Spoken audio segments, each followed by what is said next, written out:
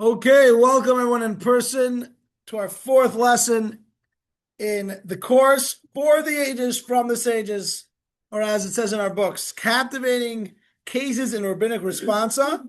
And as the course goes on, the heat rises. So raise your hand if you know the word shadchan. Okay, good. How would you translate Alex shadchan? Like a shotgun.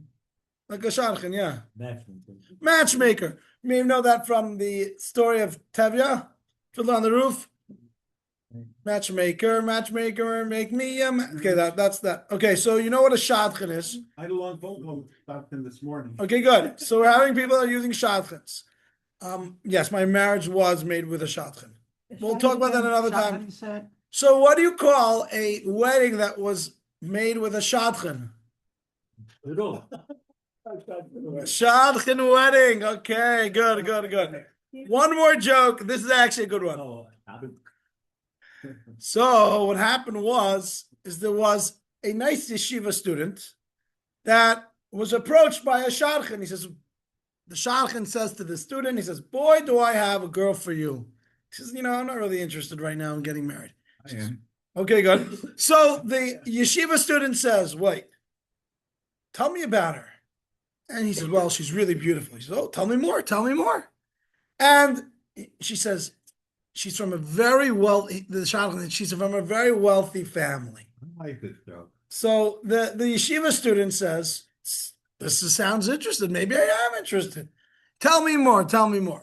And the shadchan says, she comes from not only a wealthy family, but a wonderful family, a very prestigious family. So the yeshiva student is thinking about this, and he's like, "This sounds really amazing, this perspective shidduch, but why is she interested in me? Is she crazy?"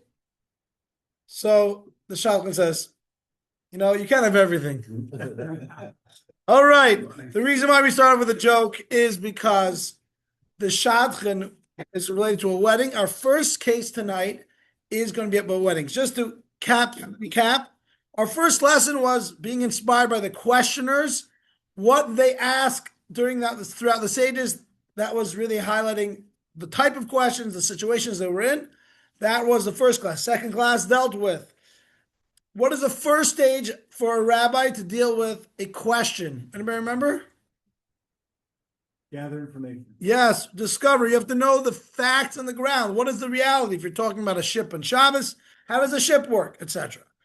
And last week, does anybody remember what we learned? What is the next thing? We have to find either like precedent. So we were dealing with different situations. Hot air balloons over your circle. How do we know what to deal with that situation? So we dealt with that last week, finding precedent in the Talmud of.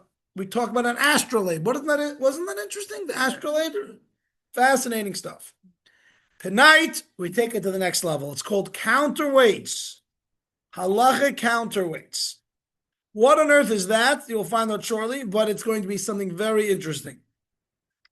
Counterweights considered, embedded within halacha, are fundamental Torah values that often serve as counterweights, subtly decalibrating outcomes in ways that defy initial expectations. So even if you find a precedent, what's the situation in this situation? It says in the Talmud, we have precedent, so we know the answer. But there are counterweights that can change the whole thing, turning it absolutely a 180. Which page? So let me first share my screen. I will tell you the page momentarily. And here we begin. Isn't the purpose of the Talmud to look at 180? It is. We've studied some cases last week. I just want to make sure. Sarah, can you see the full screen or no? You're unmuted. What do you mean, can I do the full screen? I see Can you what see you've what's got going here. on? Captivating cases in rabbinic response. I messed this up. Let me try this again. Okay. I see you now. We're going to go back to the top. Okay. Slideshow, current slide. It's page 152. Okay. People are paying attention. Here we go. Let's share this once more. Here we go. Oh, we got to get our videos in and sound.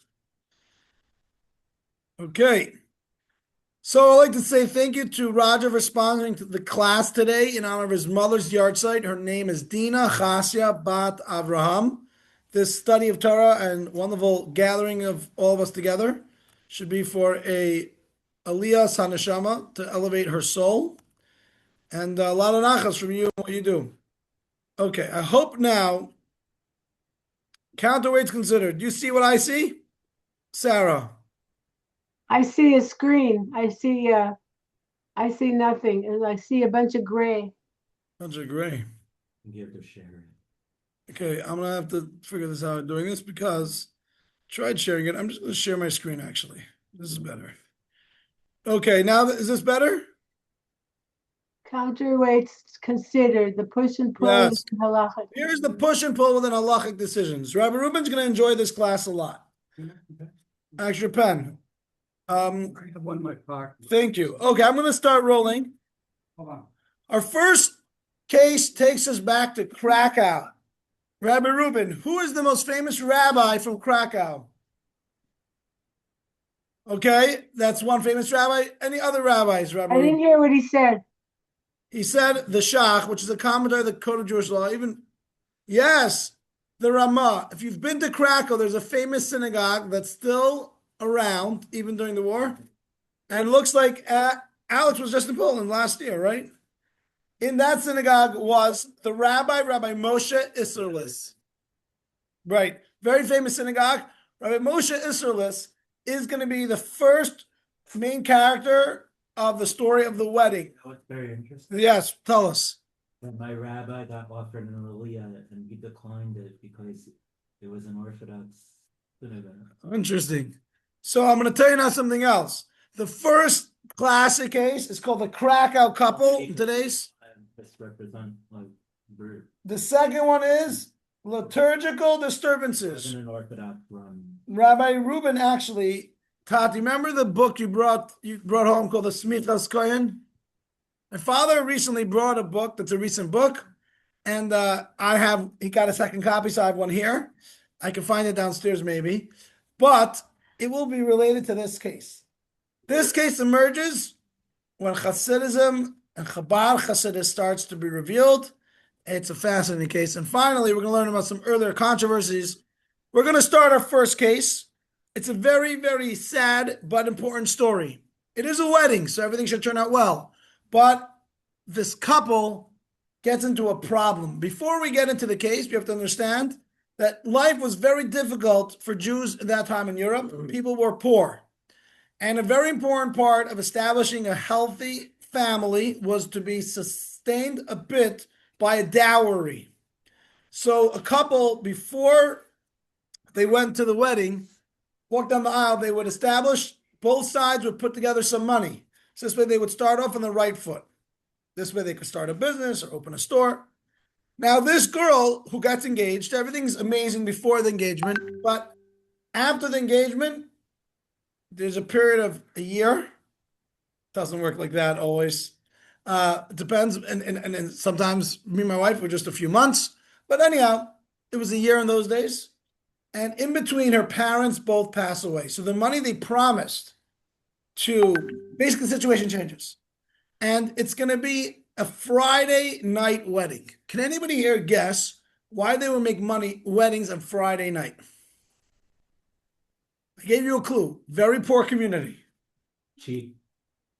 Very good, Alex. Because to have fish and meat at a wedding, and then you have a Shabbos dinner another time, so they would make the wedding before Shabbat. They could have some music then, the chuppah, which is the wedding ceremony, and then the meal of the wedding would run into Shabbat. So you would have one big meal of the week. You'd have to spend it on a wedding and on Shabbat dinner. And this was a way for economic stability. So almost every one of the Rebbes, besides our Rebbe, of the Chabad dynasty were 7 Rebbes. All their weddings were on Friday nights. I even had a cousin. They don't have weddings on Friday nights anymore, do they?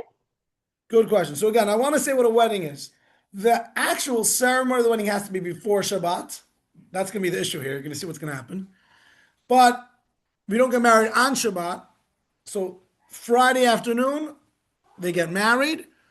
There's a chuppah. And then the wedding, they have music. people dance a little bit, and then the big meal is once Shabbat enters. Okay, that was the way it was. Nowadays, very uncommon.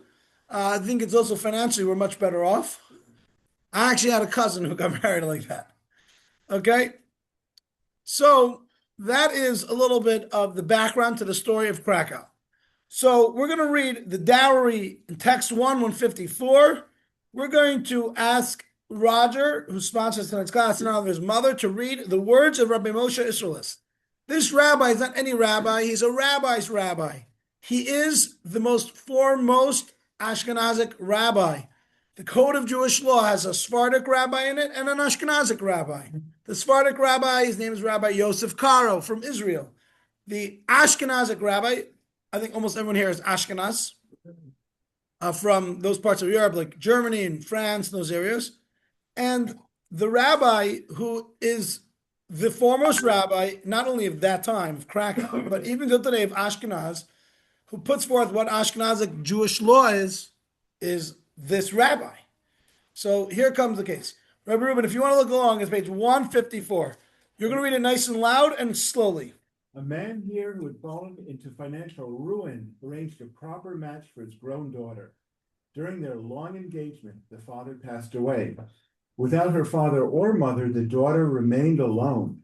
Her relatives acted as strangers and did not support her, except for her mother's brother, who took her into his home. No closer relative helped her. As her wedding day approached and preparations for the wedding meal and ceremony needed to be made, the dowry that was promised to the groom was nowhere in sight, and other wedding-related expenses were left unaddressed. A neighbor reassured her that the dowry would be provided and advised her to prepare for the wedding and go to the mikveh. She followed this advice, and on Friday, the wedding day, they veiled her as is customary. As the afternoon progressed and Shabbat approached, the relatives clenched their fists and didn't contribute adequately toward the dowry. Approximately a third of the total was missing. At this point, the groom retreated, refusing to proceed with the ceremony. He paid no heed to the community leaders' pleas not to shame a Jewish girl due to financial concerns. The murmurings about him didn't bother him, nor did the rabbi's reprimand have any effect. In this way, the disagreement and dispute continued until finally, 90 minutes into the night, when it was already Shabbat, they reached an agreement and the groom was willing to go to the chuppah. Okay, so you have all the details here. They basically are, it seems, again, odd that he's refusing because of a financial concern. But you have to realize in those days, it was a very real concern. To the extent that even though you would say, well, why would this woman want to marry someone who's just waiting to get a little more money? Because it was a real concern. And she also knew she needed a healthy financial stability to start off her life. So there was promised dowry. The parents die, they're orphans, and now the rabbi, it's till the whole argument settles and someone puts down some money, it's already Shabbat. In Judaism, we don't marry on Shabbat. The actual ceremony doesn't happen on Shabbat.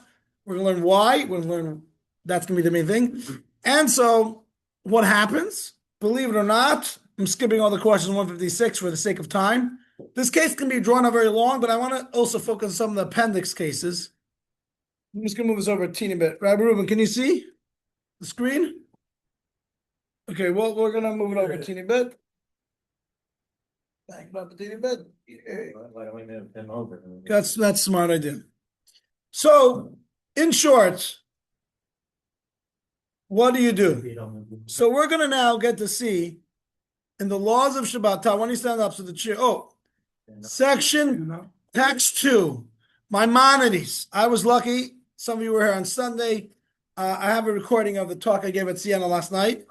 Very well involved and attended, so it was really interesting. So we're going to learn where is the source of non-marriage on Shabbat. Before we go further, does anybody even think they have an idea of why the Torah or the Talmud, we'll see, says one should not get married on Shabbat? How is it a desecration of Shabbat? You have to write the ketubah and you can't write. It's a day of rest. God rest on the. Okay. Well, I don't know if this has anything to do with. Okay, let's hear. you can't break stuff on Shabbos. Ooh, I like Kind that. of break, so the two, Good. the mother and the mother-in-law, they break the plate, and then Breaking stuff good. the groom breaks the glass. So Alice bringing up a good point. We don't break things on Shabbos. So So that, the whole What candle. about no writing? okay, so we have you Sarah can't on the do screen that on also. Shabbos. Alice bringing up a great point. Those things, just so you know, that is tradition. And it's not the essential part of the ceremony. So in this case, they could, but In terms of a Chabad wedding, it would. I understand, but still, it's glass is all good stuff and it's tradition. Signing Kuba? There is the writing on Shabbat. Yeah, you Now, can- interestingly, the ksuba. So that's what Sarah brought up. Do you need a written ketubah? Yes, great question. You need to have a written ksuba even after a marriage. If a husband and wife don't know where the ksuba is, they have to rewrite the ksuba. They have to rewrite it. It has to be a written document, and it's really the first legal document with protection for the wife, for a woman. So that's a very important part. That's going to be do with writing. Let's read now Maimonides' text. Michelle, why don't you read text 2? Okay, cases are not judged on Shabbat, and Kedushin, betrothal is not performed. These rabbinic decrees ensure we don't come to right. So there are many things that we're not allowed to do on Shabbat. One of them is writing. That's not the point of this discussion why that is, but there are 39 activities we don't do on Shabbat. One of them is writing. Now, to be honest, you could have a situation where the ksuba has been written, and actually most today, ksubas are written before the chuppah. Under the chuppah, they read the ksuba. They don't write it, they don't sign it. That's done pre-chuppah.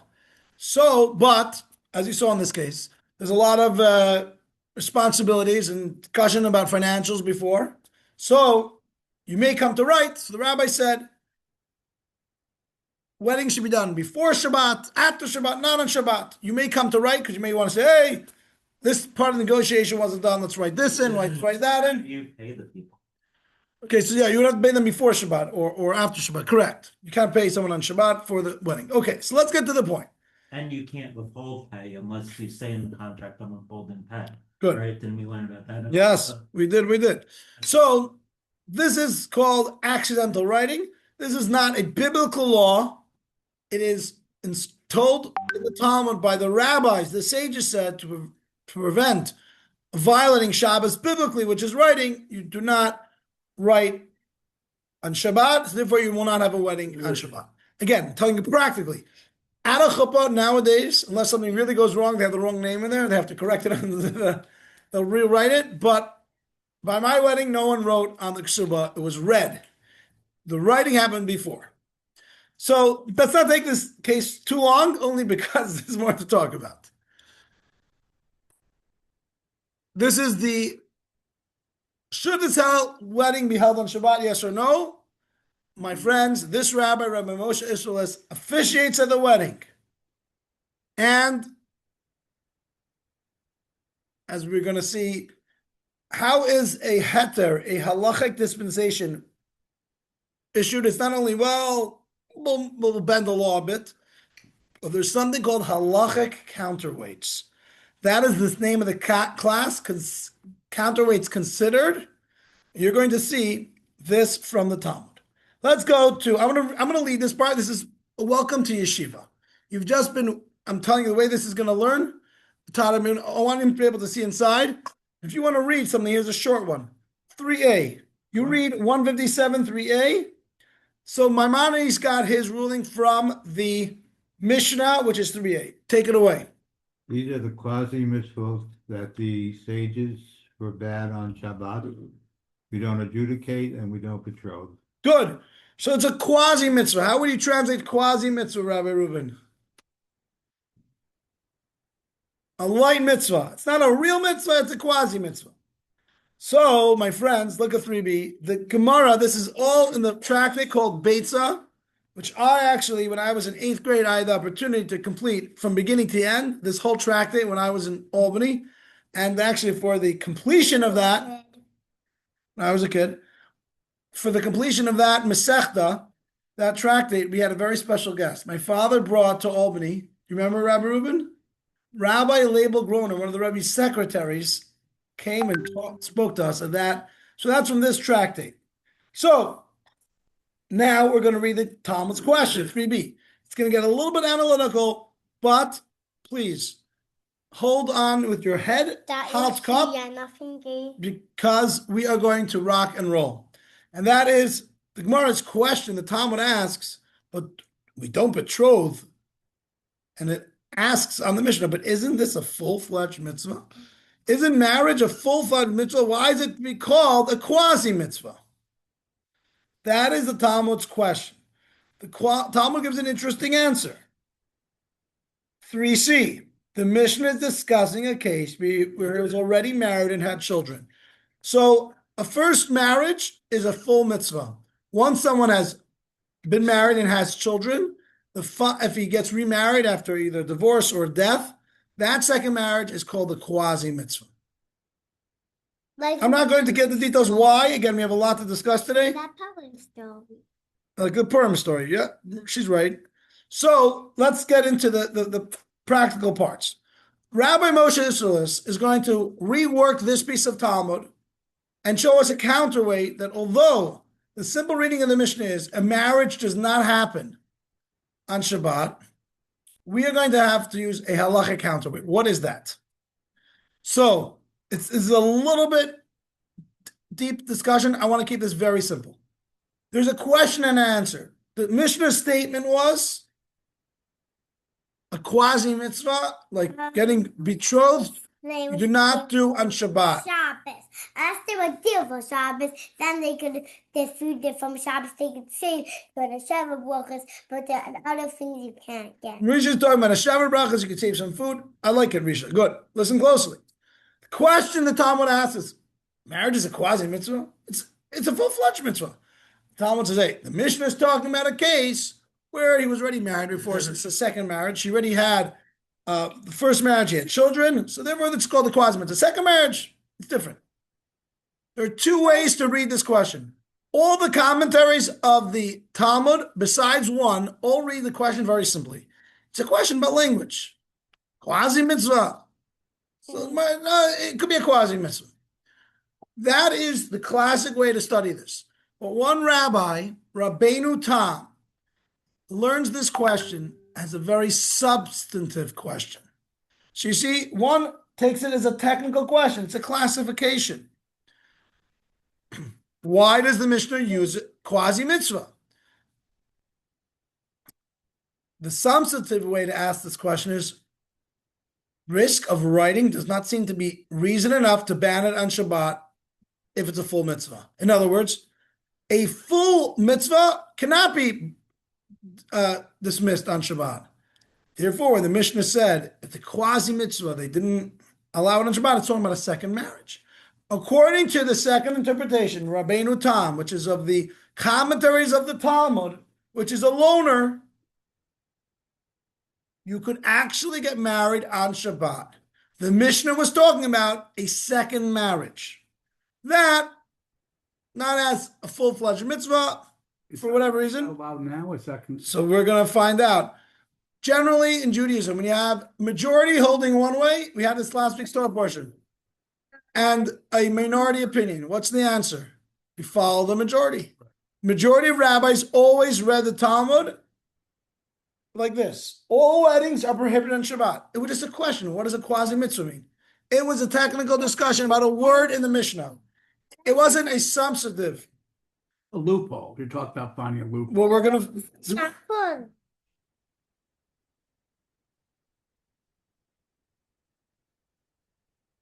Do you guys see the difference between the way of classification and technical? Where's Rabbi Reuben's book? Roger, I want you to be able to give Rabbi Reuben the book's back there. I'm going to skip page 160 where it has two figures on this. I'm just going to tell you, all the regular commentaries on this piece of Talmud understand it one way. So you see the majority say the wedding is not permitted on Shabbat. Any wedding.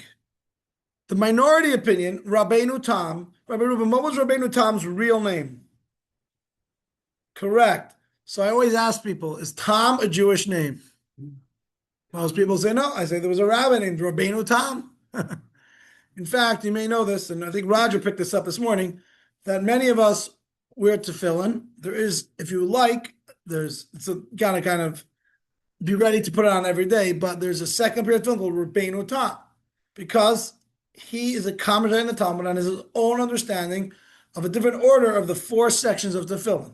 So the classic tefillin is always worn for everyone the same, but some want to, after they put on the regular tefillin called Rashi tefillin, that was one commentary, the predominant commentary of the Talmud.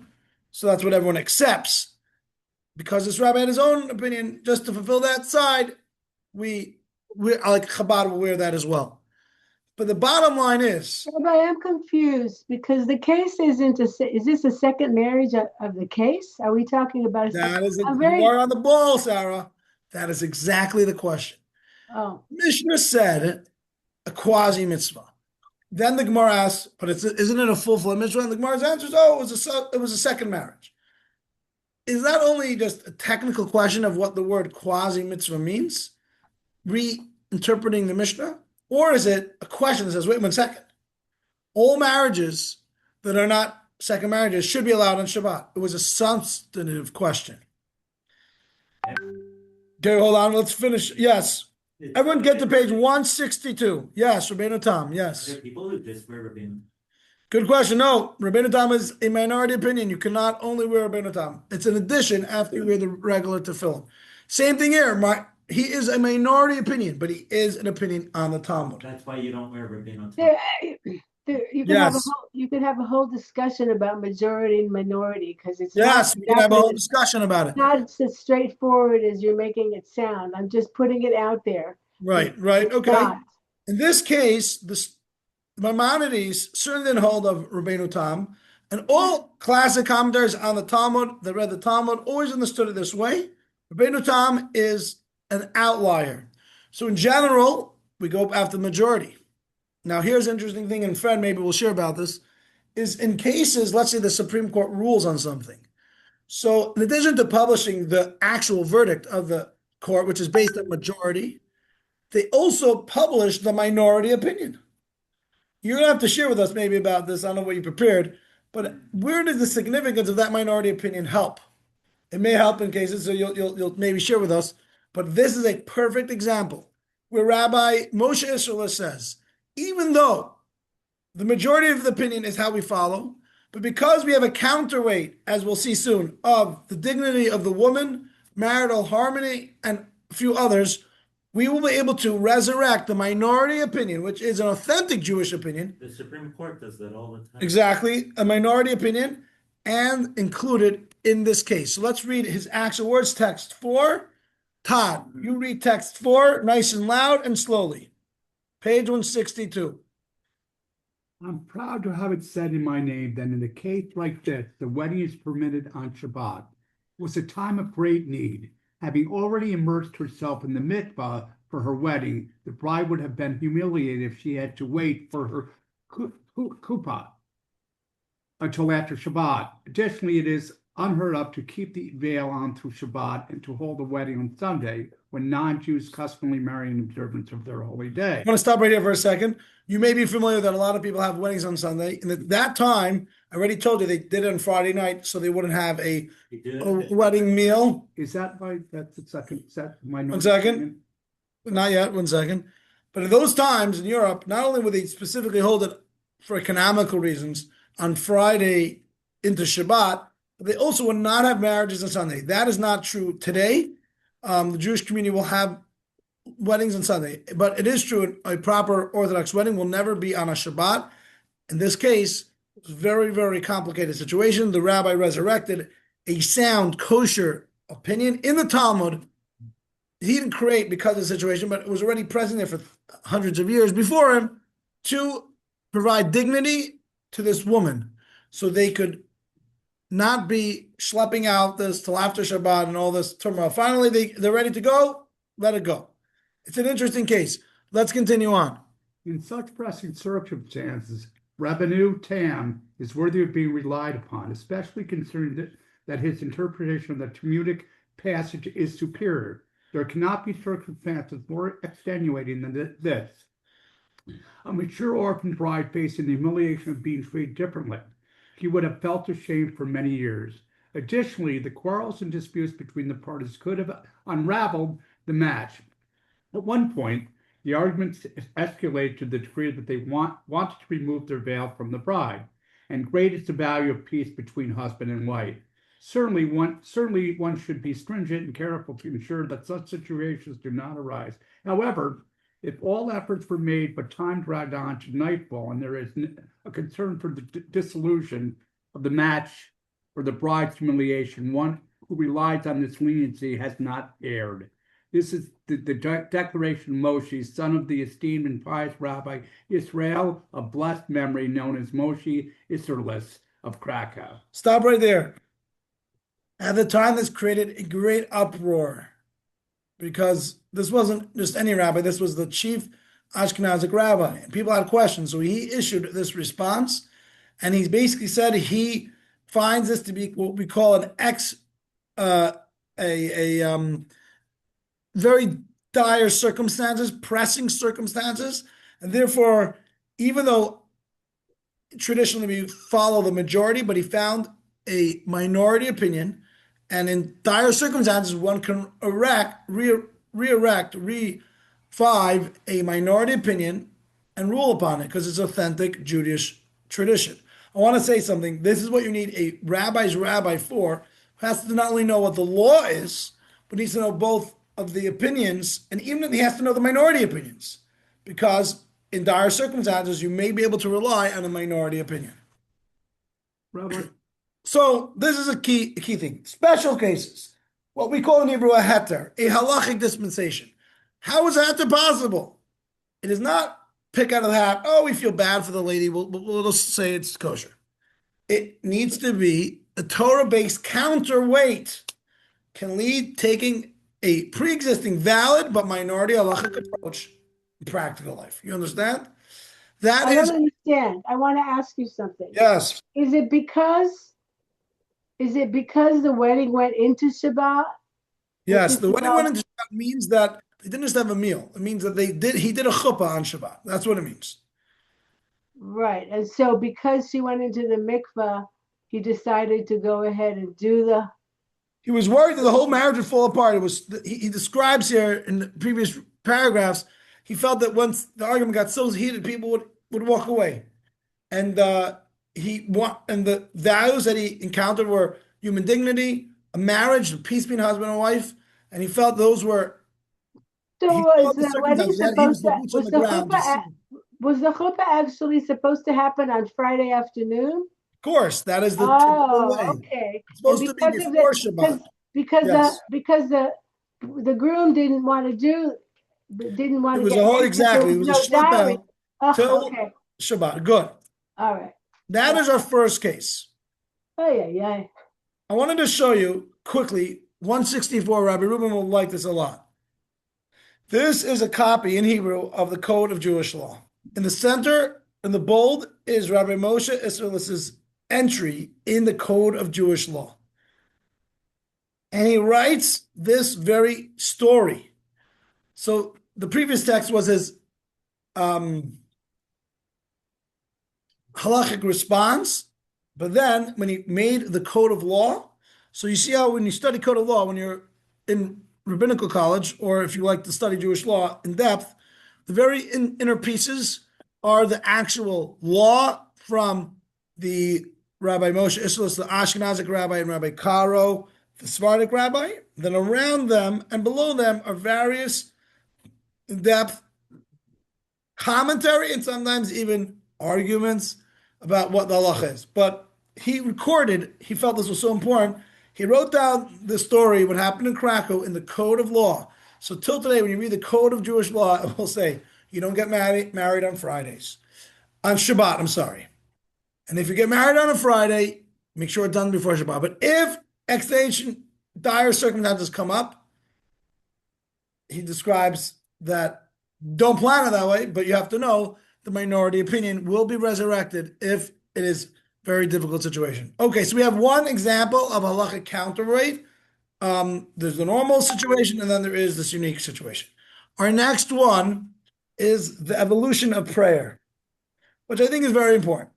So, you know that in Judaism we have prayer books, and basically, you may sometimes see there are differences between different prayer books.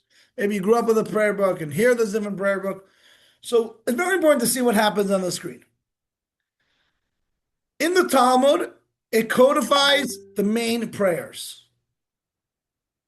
Like Shmona Esrei, Shema, there's no differences. There's 18 blessings in each one. Then, various communities had various minor variations because of the places they lived in. Sephardic lands, Ashkenazic lands. And finally, later, and this is with introducing Chabad, the Arizal, the great Kabbalist, wrote a prayer book based on Kabbalah plus the Sephardic tradition. So it's Kabbalistic based off the Sephardic tradition. All Hasidim use the Sephardic tradition, even though they're Ashkenazic, because it's more in tune with Kabbalah. The Alter Rebbe, the first Chabad Rebbe that wrote the Tanya, his siddur, the Chabad siddur that we use, is the Arizal's version. So the main prayers are all the same, but variations, small things, orders of some of the verses sometimes change up. Okay, so here comes a story which happens in Belarus, which our Torah is from, 1792.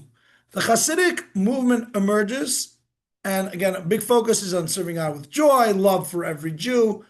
That's very attractive, and also prayer was a big thing. So the younger generation at the time got swept up with Hasidism, and a lot of them became Hasidim. Their parents, they all lived in Ashkenazic lands. They were praying Ashkenazic, and now the children come on with the Arizal, the Kabbalistic prayer book. It became a little rift. They took prayer very seriously. They wanted to have the Kabbalistic part in it. They're praying slower with greater devotion. The question is, these youngsters, are they deviating from their parents? Are they not honoring their parents, which is a mitzvah to honor one's parents? So that's going to be the thing. Can these young Hasidim who grew up in homes that did not use this, now you may not think this is earth-shattering issues, but at the time the people became contentious. Parents were upset that their kids became Hasidim and using different prayer books. They came home.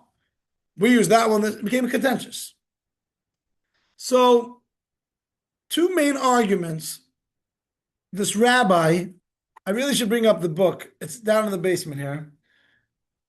This rabbi's name is Rabbi Katz. Rabbi Katz is a Kohen, and he's living in Belarus, and he writes the following. He says, there's a commandment to honor your parents. Your parents want you to use this prayer book, use the prayer book. Don't switch. Number two is, even if your parents didn't explicitly say this is an issue, but there's a power to Jewish customs. Your family's been using this prayer book for hundreds of years, and all of a sudden you decide you're going to switch. He's not into that. So the real question here, which the Alter Rebbe, Rabbi Shneur Zalman, if you can join me on page 166.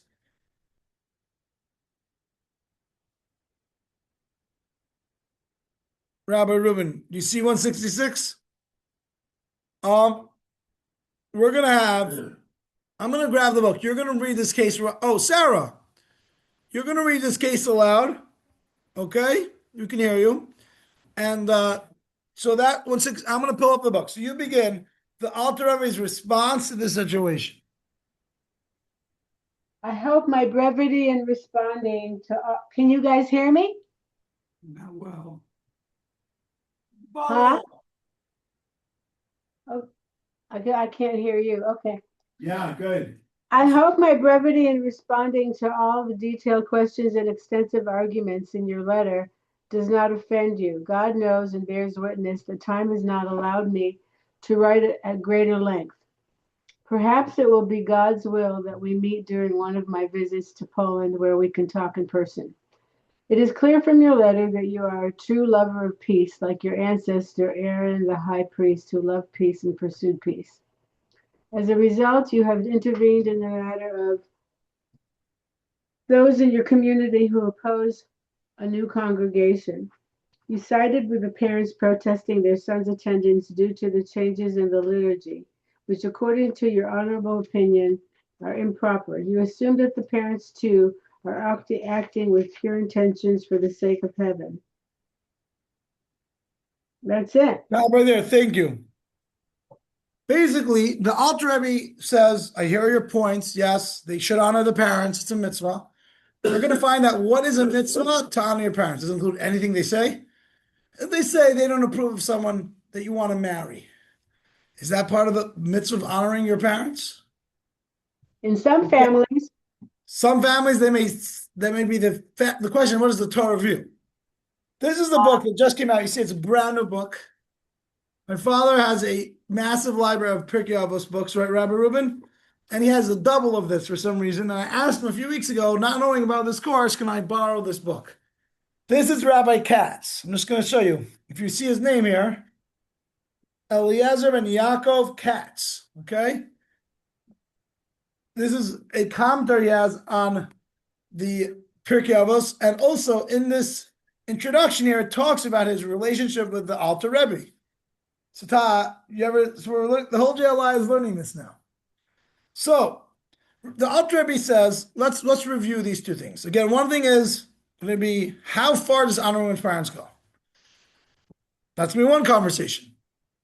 And number two is, what is the value? How serious is a Jewish custom?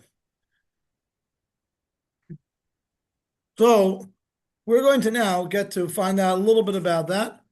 The Shidduch Showdown, you guys heard about a shotgun before. We're going to go back to the very Talmud that talks about honoring one's parents, page 168.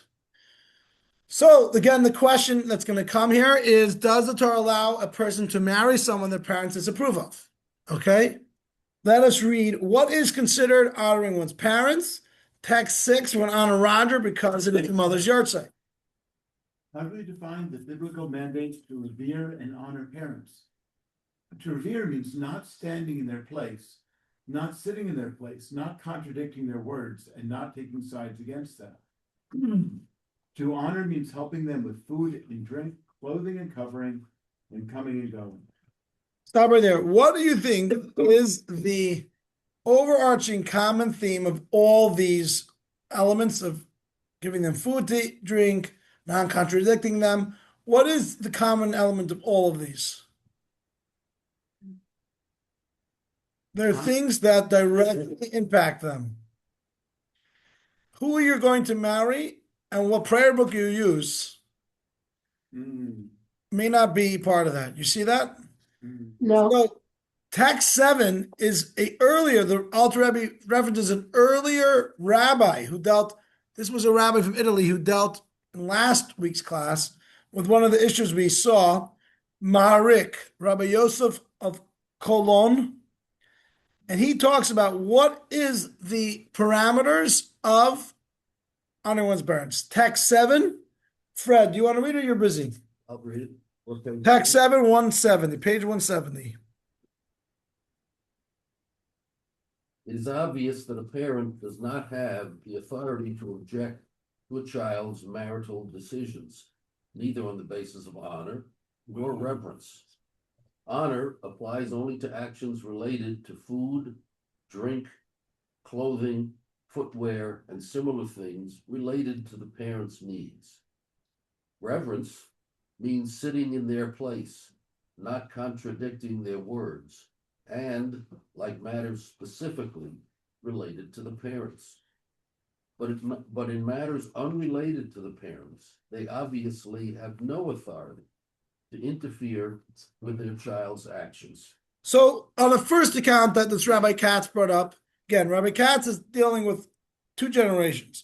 The older generation are non-Hasidic. They're using their own prayer book. Hasidic children are starting to use a Hasidic prayer book, and there's an argument. And they come to the rabbi, and Rabbi Katz says, well, you got to honor your parents. And this other thing. He obviously wrote his thoughts to the Alter Rebbe, who was the leader of the Hasidic movement, the Chabad Hasidic movement, and said, listen, you got to tell youngsters to stop using their new prayer books. This is the reason you got to honor your parents and because of Jewish custom. So on count number one, the Alter Rebbe writes to him, he says, listen, I love you, but about honoring your parents, you got to know what the parameters are. And he invokes a previous precedent, like last week's class, of about marriage. And he says, just like the Rabbi Maharik of Italy says, that honoring one's parents only is directly related to the parents, not about whose house you're going. Obviously, in your parents' house, you should act one way, but you're building your own house. This is your opportunity. You find the right person, and that is how it should be. Same too with your own prayer book and your own shul. Okay, now listen to this. We're going to find out. The Alter Rebbe takes a little twist at the end of this, but so far that's how it goes. The second issue, I'm going to quickly show this on the screen because it's important. Parent-child relationships in the Western world, there's equality. Torah actually looks at it. No, there's a hierarchy. Parents brought into the world. There's a mitzvah of honor and reverence.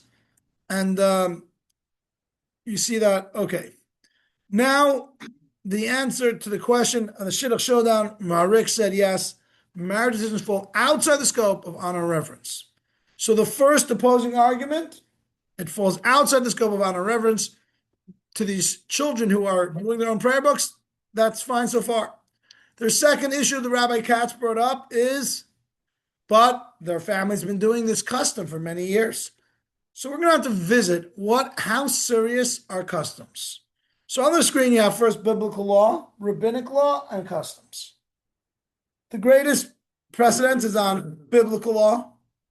Then there is rabbinic law, and then there is customs. Now, in Judaism, customs are very important, but you have to know what type of custom it is. Our next video is going to tell us the story of, if you look on page 171, you see a map. We're going to find out how many Jews of Europe were expelled from their lands, and they come into new lands, and there's a precedent the Alter Rebbe is going to talk about. It's about prayer, changing prayer language based on entering new lands. A lot of Jews from, as you're going to see, lands of Ashkenaz end up in the Ottoman Empire, which is a Sephardic group. And they're wondering, can we change our prayers? So this video, hopefully you can hear it and see it. Here we go.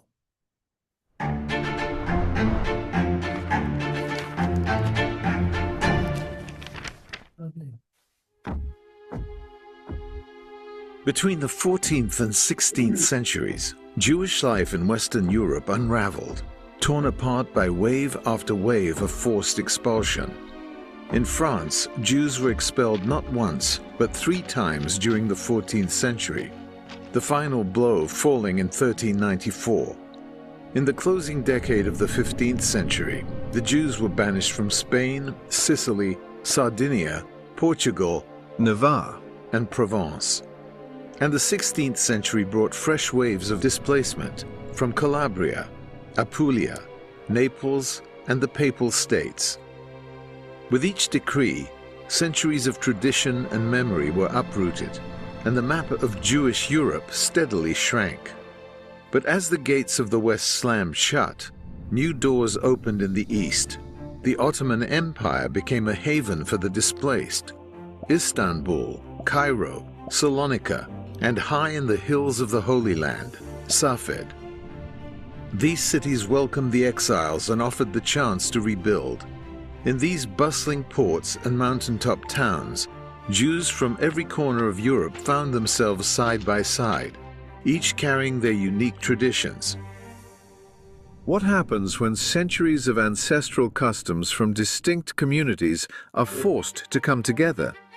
A Responsa written in 16th century Salonika by Rabbi Shmuel de Medina offers a rare and telling glimpse into that moment. He describes how the Ashkenazim, migrants from the German lands, held fast to their ancestral customs, living contentedly in Salonika alongside fellow Jews whose prayer rites differed in some details. But in most cases, a different pattern emerged. Jews expelled from Provence, Calabria, Sicily, and Apulia gradually gave up their inherited prayer rites and adopted the Sephardic version. The reason was simple. The Sephardim, Jews who had fled Spain and Portugal, formed the majority in the Ottoman cities. Still, not everyone was ready to blend in. Rabbi Shmuel writes of one immigrant community divided over the issue. Most members wanted to switch to the Sephardic rite, but others insisted on praying the way their ancestors had prayed. The question was brought to Rabbi Shmuel de Medina. May a community abandon its ancestral liturgy for another? The Sephardic rite was well established, but it was not their own. Were they bound to honor their past or free to adapt to what was more popular in the present? This question about alterations to custom and liturgy offers a revealing glimpse into the fabric of Jewish life in the 16th century. So, what's the deal? You see, the text 10 is going to be the key element to this. I'm purposely going a little further because I want to touch some other bases. Text 10 is Rabbi Shmuel de Medini's final answer. He says this: the Talmudic evidence suggests that insistence to retain ancestral customs applies to those that protect one from a prohibition. So if the custom is there in order to protect from prohibition, that we are very serious about. But however, in a case like this, where the custom isn't designed to protect against any aspect of a transgression, the principle is forsake not the teaching of your mother does not apply. So, I'm not going to go through this whole case here. It's a little... You just do that last sentence again. I'm sorry. There's a verse that says, do not forsake the teaching of your mother, which means whatever your family's been doing, keep that. That is only if the custom is not just a prayer, as you'll see, but it's relevant to protective. Look at this. Categories of customs.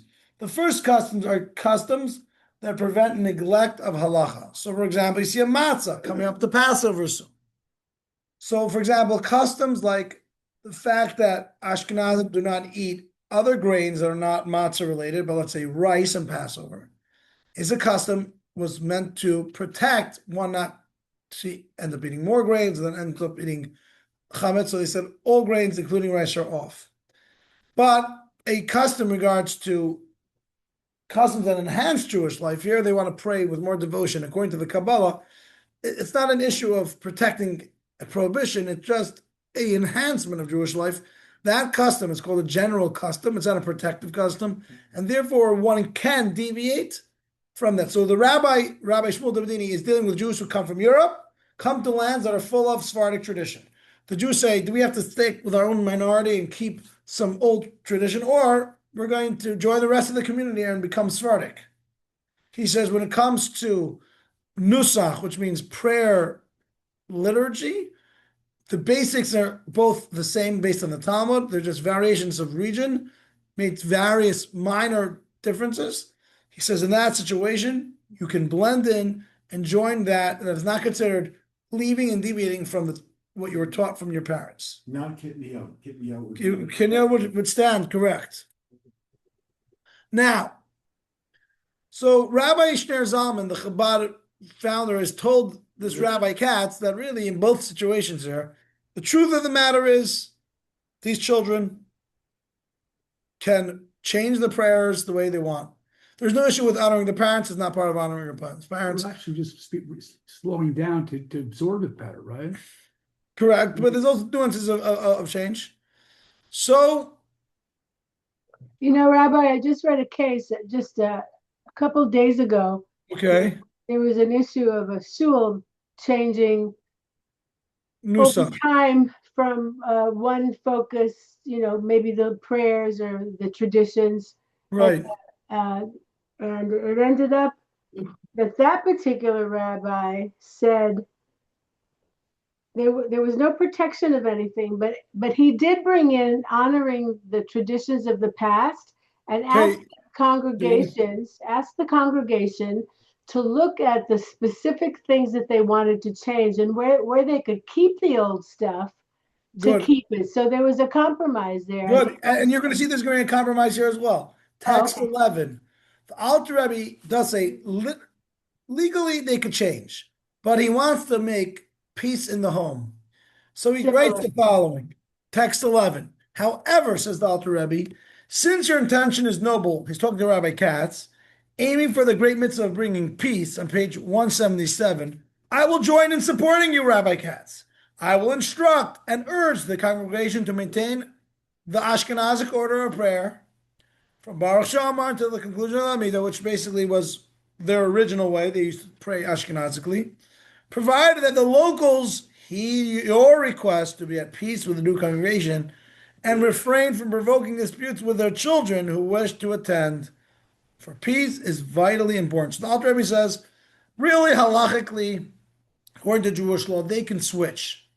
But I want there to be peace in their home. But I ask you, who is the local rabbi, to tell their parents, don't keep on nudging them with other, oh, why do you go to that shul? The nusach, they'll keep the parents' nusach. Thus speaking, one who loves you and sincerely seeks your well-being, and he signs his name as Shneur Zalman, son of my master, my father, my teacher, Baruch, blessed memory. So the Alter Rebbe's father is Baruch. And that is more or less the short version of the beginning of the class. There's a lot more to this. I'm going to now give you a treat. Join me on page 180. So the Alter Rebbe basically says, halachically, they could switch. But for communal peace, it is important that but he also urges the rabbi, I want you to also encourage the parents to be understanding of the children, being excited about this Hasidism, serving God with joy. That is the first part of the class. Now, we still have a few minutes. We're going to try to do this quickly. I'm not going to do all of them. There are 14 examples of other halachic counterweights that serve in different cases. So, before we go there, next week, we still have class. The fifth class is called The Fifth Factor, How Emotional and Situational Wisdom Shape Rabbinic Responses. It's going to be phenomenal. But what we learned today is human dignity, marital harmony, and communal peace should hold their weight in our personal lives. And now, we are ready to go on to page 180. We're going to do just a few of these. There's 14. I'm not going to go through them. I want to go through the first one here because Roger has a personal connection to this. At the JLI retreat, Roger was actually planted in the audience to speak about this case. So Roger, you get to read this case. Take it away. This is the first one that says, Shilanik agrees. In English on the side, it's on the side, going beyond the letter of the law. Take it away. When Filippo Nisi, a crypto Jew for Portugal, arrived in Venice, he embraced his Judaism and underwent circumcision. When the Venetian Inquisition learned of this, they demanded to know who performed the procedure. Filippo, named Benarojos was forced to flee Venice, suffering significant financial losses. Can he sue Filippo for damages? So there's a crypto Jew, comes to an area, he has a bris outside of Portugal, then they come down on him in Venice, and he says, well, he basically tattletales on another Jew. They asked him who gave you the circumcision, and there's a doctor who he says did it. Now they both move on to a land of the free. They meet up again, and the man, this doctor who did this bris, lost his whole practice and everything, and now he wants financial, restoration. Since the harm was indirect and Filippo is likely acting under duress, he isn't liable. Nonetheless, as a matter of moral responsibility and personal atonement, he should be encouraged to offer compensation and seek reconciliation. So that's an interesting case. Again, legally, he was under duress. He may not be considered liable, but there's something, a counterweight in Jewish law called beyond the letter of the law, that he was told that he should help financially compensate. Okay, we're going to go now to another question. This is very interesting, and I asked this question earlier. Join me where it says preserving life. Pikuach Nefesh, New York, 1978. Rabbi Rubin mentioned, rabbi we've talked about many times in the past, the great halachic rabbi, Rabbi Moshe Feinstein, who was a rabbi in the Lower East Side, originally born in Europe. And it is a classic question. On Shabbat, there is volunteer EMT services in the Jewish community. They're Jewish. And to save life, you obviously don't worry about driving on Shabbat. If EMT volunteers drive on Shabbat to deliver life-saving oxygen, may they also drive back home. So now they're not doing a life-saving act. The question is, are they allowed to do the return trip? Or they bring the person to the hospital. Now the person's in good care, thank God, hopefully they get better. Trip back. Join me. If there is a reasonable chance that another emergency will arise that will require them or their machinery, or if not allowing them to return, will discourage future responses on Shabbat, then returning home is part of preserving life. That is Rabbi Moshe Feinstein's answer. Yes, Alex. How is anyone in their right mind gonna know whether or not an emergency is going to happen? I like your question. Within a second of the person walking home, another person could fall. Good. So that is exactly the reason why they are allowed to drive back on Shabbat. The emergency, which is usually called Hatzalah, They're which not allowed to just drive around aimlessly. correct. Makes complete sense. Okay. They- We're gonna give another. Okay, good. Now we go to Switzerland, Zurich. Tsar Gadol, eliminating distress. This is a mental health issue. Listen to this.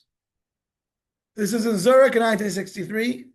Tati, do you know about this rabbi, Rabbi Mordechai Yaakov Breish? Helkas Mechaykik? You've heard of him? So here is, what do you say, Tati? He comes from Slonim? Good. Rabbi Reuben's father's hometown is the same in Poland, is the same place where this rabbi grew up. Do you guys see we're eliminating stress? Question. Where? What page is it on your book? 183. 183. On the far right. Far right. Thank you. There's a question about a woman who wants to go under plastic surgery. This is 1963 to reduce the size of her nose. It sounds silly, but it isn't. She cannot find a marriage partner. Apparently, her nose is some largeness, or maybe Jewish nose. I'm joking around. But the bottom line is, it's not even relevant.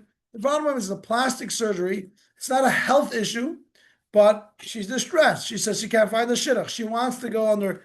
Now, this is opening up a big can of worms. Can you go under a surgery for plastic surgery for other reasons? Nowadays, you guys know what I'm talking about. I don't need to spell it out. Is there any consideration of the fact that going anytime under surgery, you put yourself a bit in risk? Are you even allowed to do that? So the rabbi's answer here is tampering with one's body normally is forbidden, but the prohibition's nature is such that if the procedure alleviates real distress, it is permitted. So that was allowed in Zurich. So another counterweight is great distress. We just said another one. Preserving life is another counterweight. Our first counterweight we discussed together was going beyond the letter of the law in the case of the doctor who did a bris. Let's do some more. This is very interesting because we discussed the dowry and the kisuba, right? The marriage document. Let's read.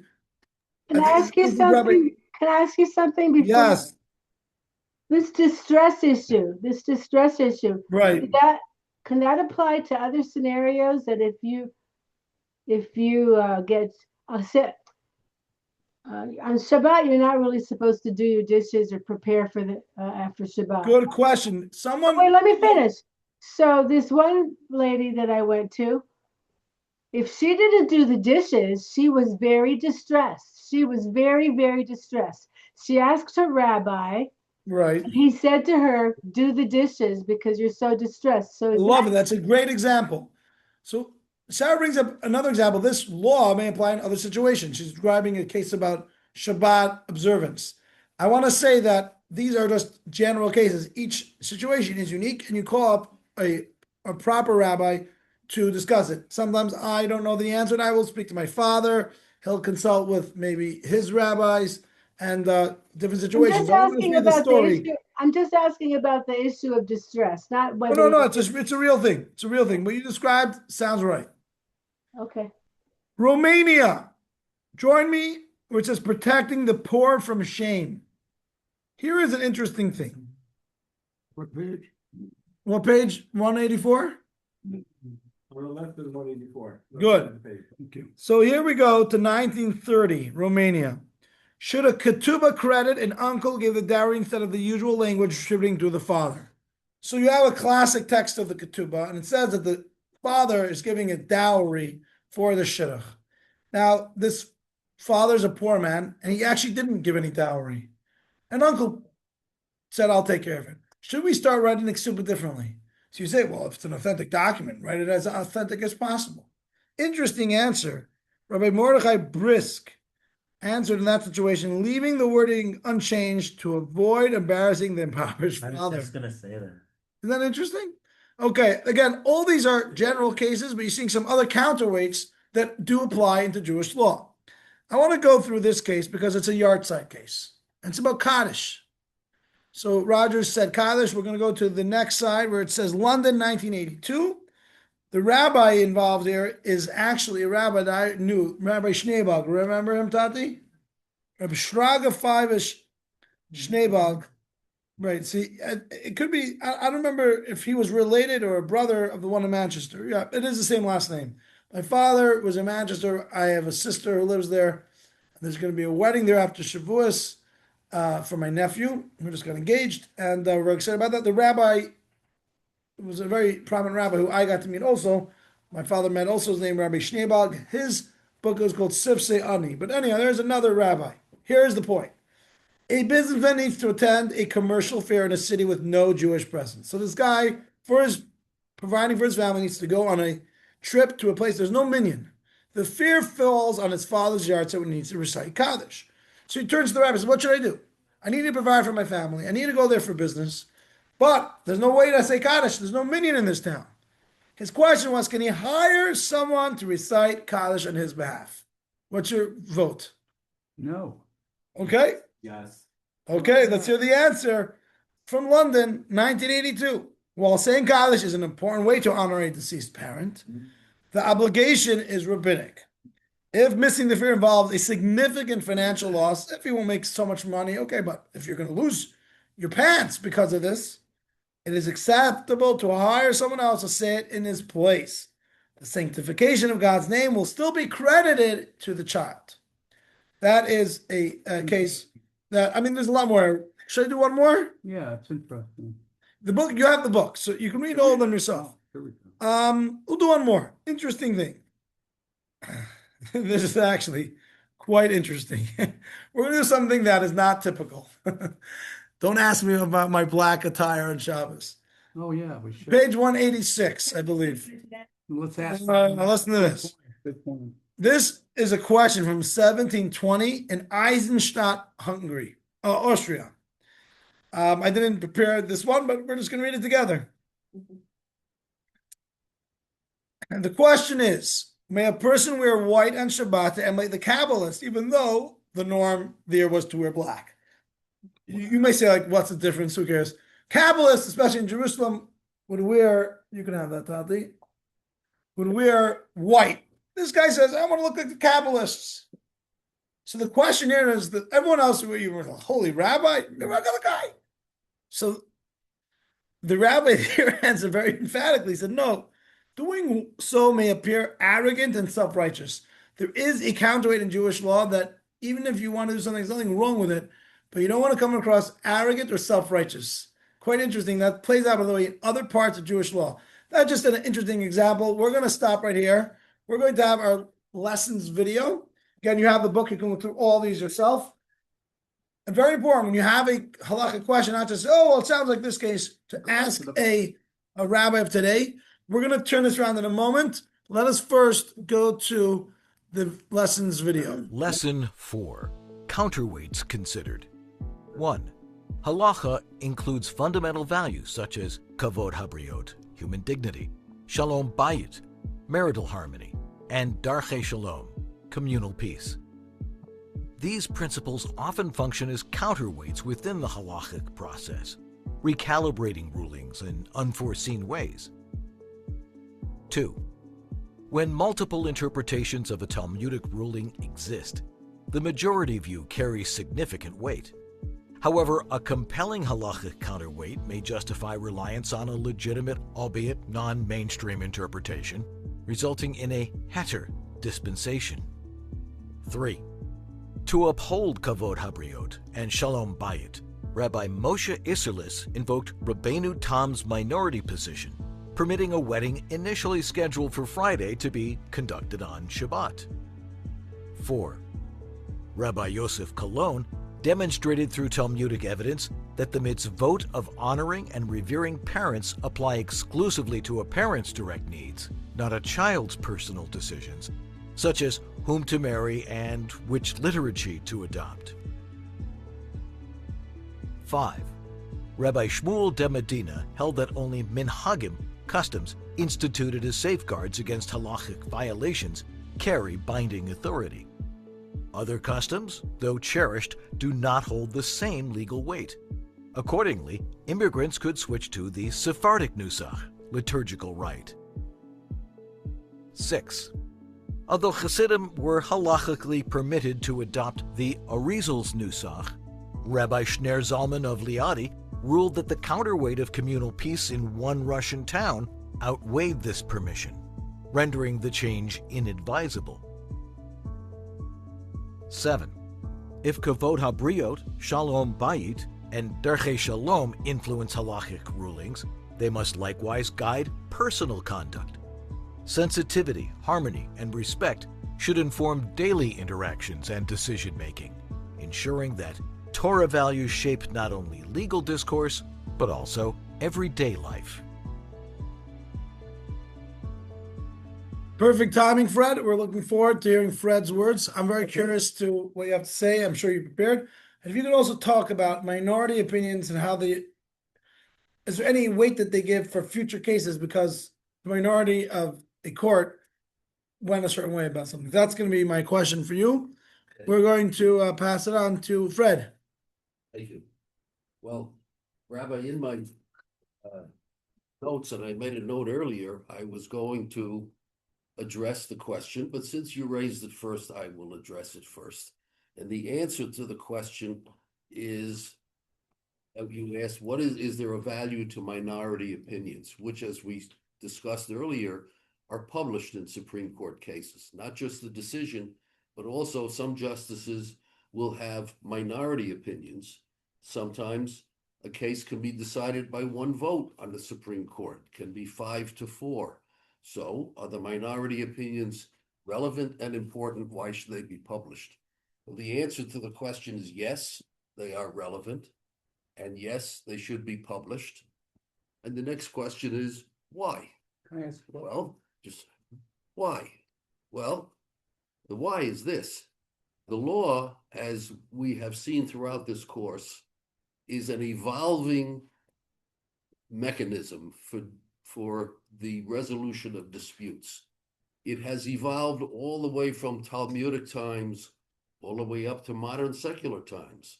And we have seen where the common thread weaves through all of the generations, from the time of Moses to the time of now. And because it evolves, that means that as things change and circumstances change, sometimes judicial opinion has to also change and evolve. But you want the changing and evolution of judicial opinion to be conservatively done and rationally based.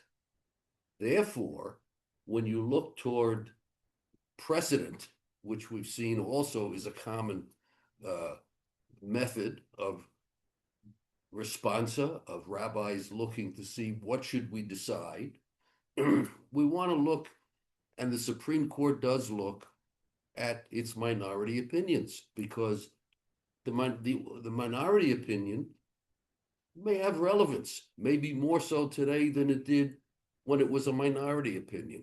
It will have a method of guidance and cause thinking among the members of the court, particularly in a 5-4 decision. And we will see where sometimes the court will look back at a precedent, perhaps a close decision, and will change its view, hopefully for the better. Unfortunately, not always. But basically, minority opinions will influence future. They can. Let them finish, and then you'll ask some Yes. questions. Let me come back to your question. Now, I'm going to come back to that subject because there are a couple of Supreme Court cases that make that that illustrate that. Well, I'll do it right now rather than jump around. In modern Supreme Court jurisprudence, there are Well, there are a couple of cases that are mentioned in today's text in the back of our books. For anyone who might want to look at that, it's on pages 287 to 293. But one of the cases, which is a very, very foundationally one of the most important cases the Supreme Court has ever decided, is the case of Marbury versus Madison. I'm sure we've probably all heard that, but what does it mean? Well, what it means is it was the first time that the court took upon itself to say that in interpreting the ultimate law, which secularly is what? Is the Constitution. Biblically, the Torah, the Ten Commandments. In looking at this, can the court make decisions regarding the interpretation of the ultimate law? It's called judicial review, which is the foundation of all of the decisions courts made. And Marbury versus Madison established the principle of judicial review. Now, in another more modern case, for example, and I'm not sure this is in the book, but in the case of McGowan versus Maryland, that thinking was expanded upon. And it said, and the court said, in making decisions and in allowing us to exercise judicial review, the court has, I will quote, a wide scope of discretion and is required to make a rational decision. Well, that's why looking back at past minority opinions helps to ensure that a new evolving opinion may still have a rational and should hopefully have a rational basis. Now, for example, another case in the Supreme Court that probably many people have heard the name of is the case of Brown versus the Board of Education. There was a Supreme Court decision prior to Brown. Brown, I think, well, if anyone doesn't know, is the case that had to do with public education. And in the United States, particularly in the South at that time, there was a decision which came about in an earlier case of Plessy versus Ferguson that was called what we call now separate but equal.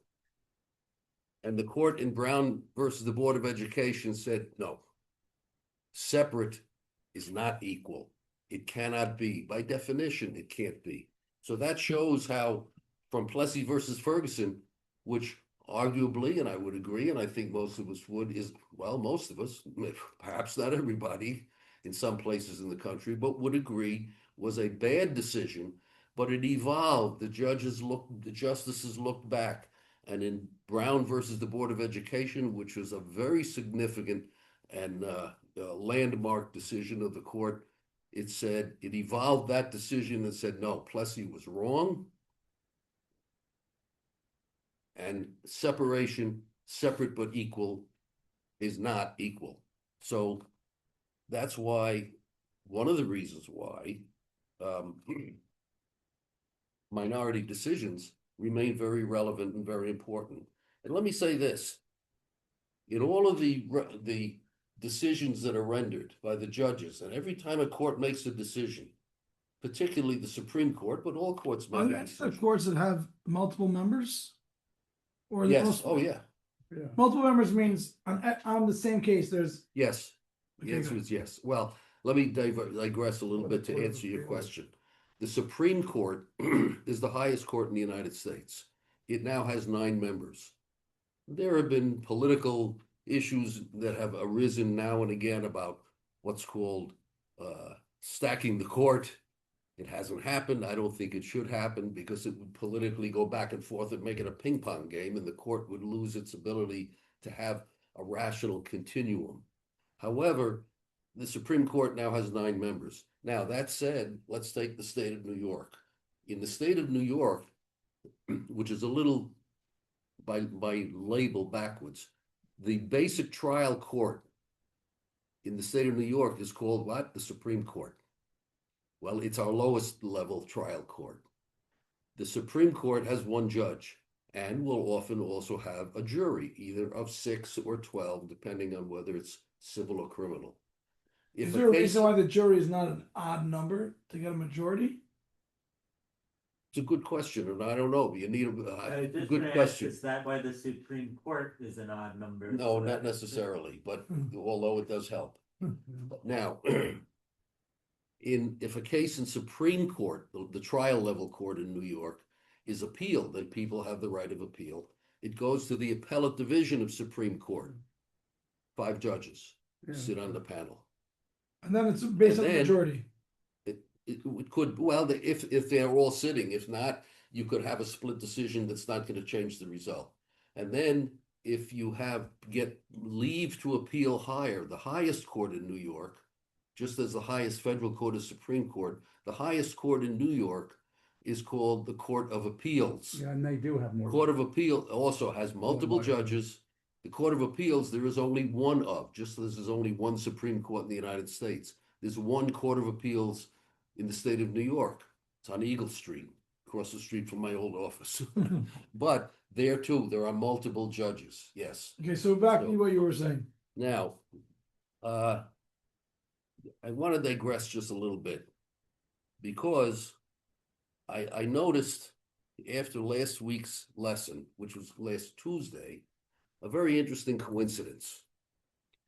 All of these lessons, all 6 lessons, have to do with law as it originated biblically, Talmudically, and how it has continued to the secular law of today.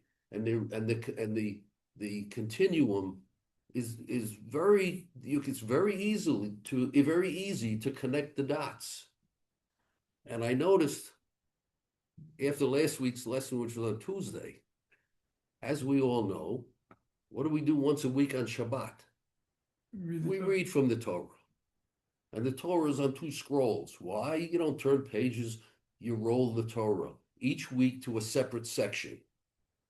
Now, I don't know if this is just pure coincidence or whether it was maybe a little rabbinical magic here in choosing when this course would be given, or maybe it was divinely inspired, who knows.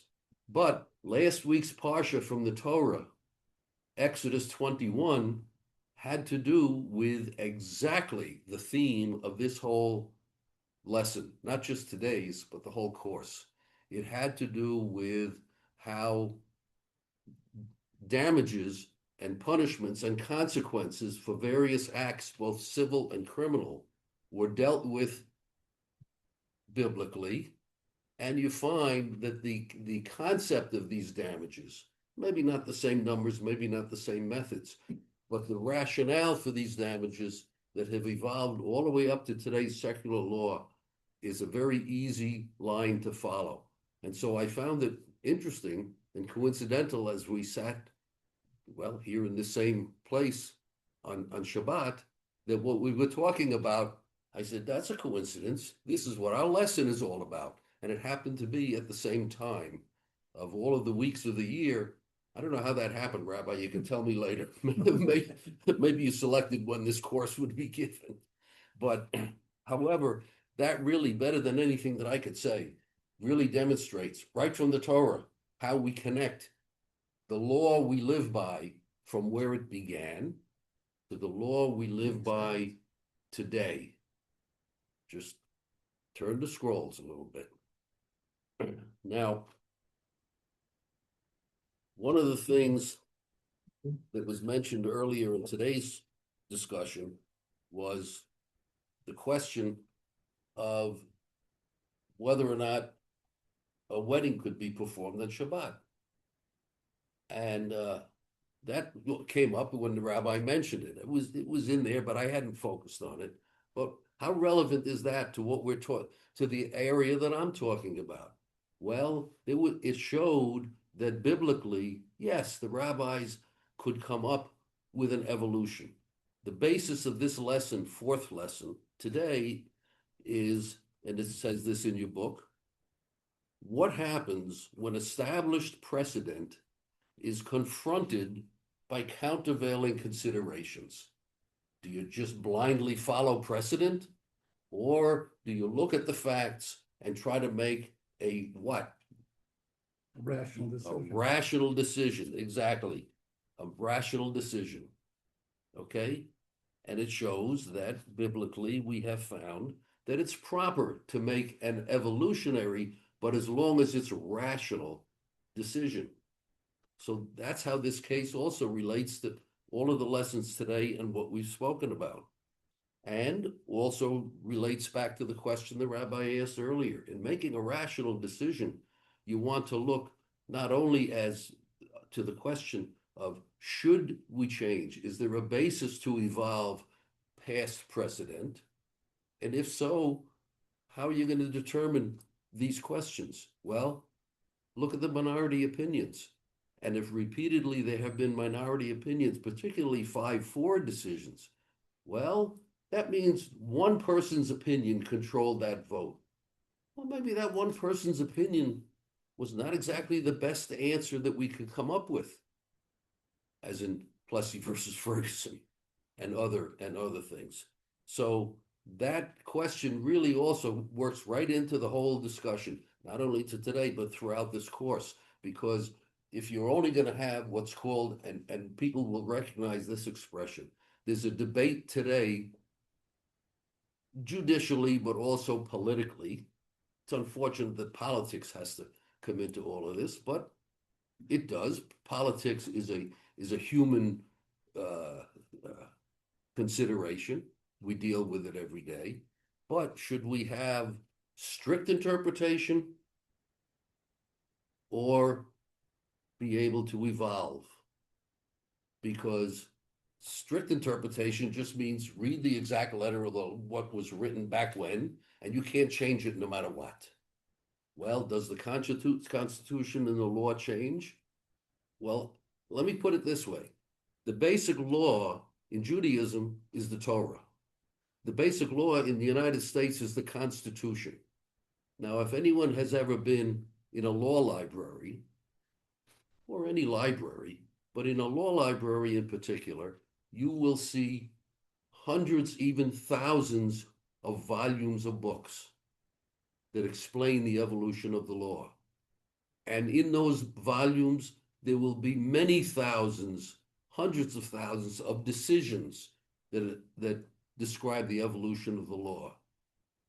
And where do all these volumes come from? A little thing which is this many pages. That's the Constitution and all the amendments. And yet today, through the evolution of the law, we have thousands of volumes of cases stemming just from this. Well, same thing with Rabbinical Responsa, the name of this course. We have thousands of pages that stem originally from 2 tablets, each one having 5 things written on them. So I hope that ties together today's course. That's amazing. First of all, thank you. I think we're also finishing right on time. Thank you, Fred. I'm going to stop the recording here. Thank you all for joining. Anybody has any questions?